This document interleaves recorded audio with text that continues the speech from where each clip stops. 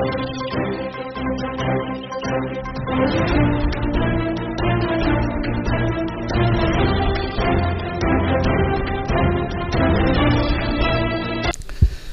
आज एक खास मुलाकात में आज मुलाकात कर रहे हैं सुरेश सिंह जी रावत।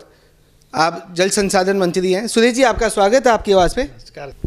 क्या क्या एक बड़ी जिम्मेदारी है राजस्थान में जल संसाधन मंत्री की, और राजस्थान क्योंकि सूखा है और भूभाग के हिसाब से भी काफ़ी कम जल व्यवस्थित है, तो क्या कहना चाहेंगे, क्या क्या योजनाएं, प्रमुख योजनाएं आपकी हैं जो अगले 3 साल में आप राजस्थान को? देखिए, मैं सबसे पहले तो सूबे के मुख्यमंत्री आदरणीय भजन लाल जी खरदे से आभार प्रकट करता हूँ, जिन्होंने मेरे को जल संसाधन जैसे महत्वपूर्ण विभाग की जिम्मेदारी दी। और लगभग 2 साल हमारी सरकार को कंप्लीट होने में है जी। और 2 सालों के अंदर जो राजस्थान के उत्थान के लिए, राजस्थान के विकास के लिए, राजस्थान के समग्र विकास के लिए जो परियोजनाएं वर्षों से लंबित थी, दशकों से लंबित थी, वो बहुत ज़रूरी थी, अटकी हुई थी, उन सब योजनाओं को बहुत कम समय पे माननीय मुख्यमंत्री भजन लाल जी ने उसको आगे बढ़ाने का काम किया। अगर हम ERCP जो राम सेतु जल लिंक परियोजना है, बहुत बड़ी वृहद परियोजना है, राजस्थान के 17 जिला है उससे लाभान्वित होंगे। अगर हम पॉपुलेशन वाइज अगर हम तुलना करें तो राजस्थान की टोटल पॉपुलेशन का 40% हिस्सा इससे लाभान्वित होगा। लोगों को पीने का पानी मिलेगा, उद्योगों को विकास के लिए पानी मिलेगा, और हमारा सिंचाई तंत्र को और मजबूत होकर किसानों को सिंचाई का पानी मिलेगा। ये बहुत बड़ी वृहद योजना है।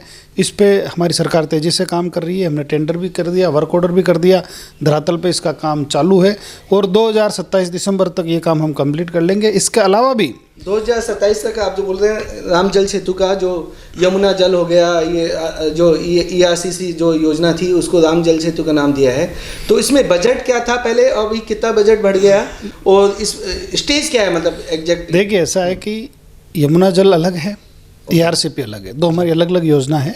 अगर ERCP की बात करें तो ये समय के साथ इसका बजट, क्योंकि जब जिस समय ये लगभग कांग्रेस गवर्नमेंट बनी थी उस समय इसका बजट कम था।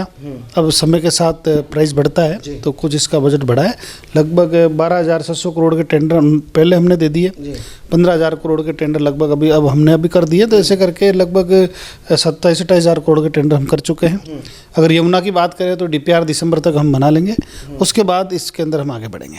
किस तरह से अभी ERCP कौन कौन से बांध बन चुके हैं और बन रहे हैं, और क्या उनकी स्थितियां हैं, और आने वाले टाइम में कितने टाइम में वो पूरी हो जाएंगी योजनाएं? देखिए, नवनेरा के भी जो ERCP है उसके अंदर जो मुख्य बैराज है, मुख्य बांध है, जैसे नवनेरा हो गया, इसरदा हो गया, बिसलपुर, ये ऑलरेडी पहले से ही बना हुए हैं, ये इन्हीं को लिंक करना है। तो बाकी सब चीज़ें जैसे कि हमें एक्वाडक्ट बनाना है चंबल नदी को क्रॉस करने का, नवनेरा पे हमें पंप हाउस बनाना है, कैनाल बनानी है, टनल बनानी है, तो वो काम चल रहा है, हम 2027 तक पूरा कर लेंगे। और मेजर जो कंपोनेंट इसके अंदर बैराज और बांध थे ऑलरेडी हमारे बने हुए हैं। जो राजस्थान की प्रमुख नदियां थी, MP की नदियां हैं, आप यमुना और इन नदियों को जोड़ रहे हैं, तो मैं समझता हूँ राजस्थान को क्या जल की जो समस्या है उससे 2030 तक क्या निजात मिल जाएगी?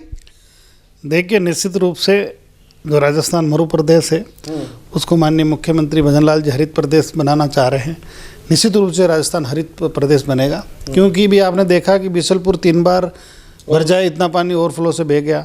लगभग 100 दिन से अधिक गेट हमारे खुले रहे। और आप देखोगे कि ERCP का पानी 17 जिलों में आ रहा है, बहुत बड़ी मात्रा में पानी आएगा, यमुना का पानी आ रहा है।